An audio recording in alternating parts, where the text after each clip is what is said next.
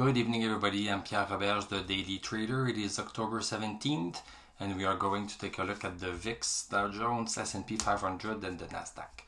Let's start with the VIX. So VIX closed down 0.65, closed at 31.37, that's 2% down. Let's look at what we have here on the chart. So we had been going along this bullish trend right here, staying mostly above the support, and now we broke outside of it for the last 2 days.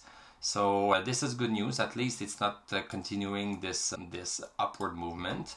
Now we are in this congestion zone. So we have a congestion zone here. So we are still between 30 and 33. So, you know, we might be zigzagging between these two lines. So a VIX at above 30, it's still quite high. This shows that there's quite a bit of instability in the market. So it would be nice to see the VIX come down lower than 30, so then it would give us a little bit of a break. Let's look at Dow Jones. So Dow Jones is doing quite well actually. So we had last Thursday this big move up here, and then we had the move down on Friday. And now today with this small green candle, it means that we have officially broken outside of this downward channel. So this is a big news in itself. This is big news in itself. So the support that we had at 28.735 held. It just held, and it's this downward resistance that was broken. So this is a good news. So this downtrend is officially over. Now we can still go sideways. So if we go sideways, you know, we can already see that we are going to need to cross this 34.57 before we can say that we are not into a congestion zone. So that's the next resistance. So we could be entering a congestion zone. So let's just be mindful of that.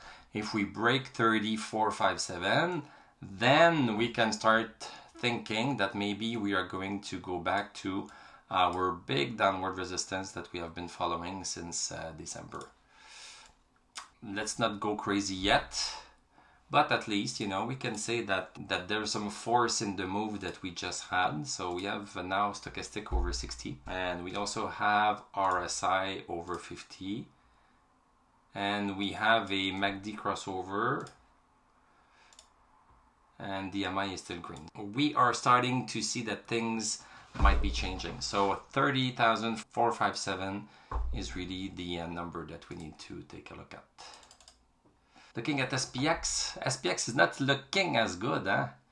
So yes, we have broken outside of this downward channel right here, but you know, this is a very small break. It does not go very far, and we don't have stochastic over 60, we don't have RSI. So it's Dow Jones that is leading the fray. So let's hope that the others are going to follow very soon.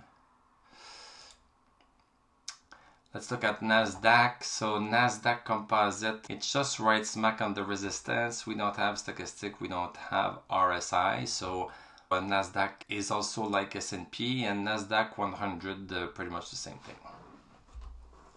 So let's see if Dow Jones is going to be the leader of the whole market, and let's see if it was right in the days to come to announce that the shorter downtrend is over.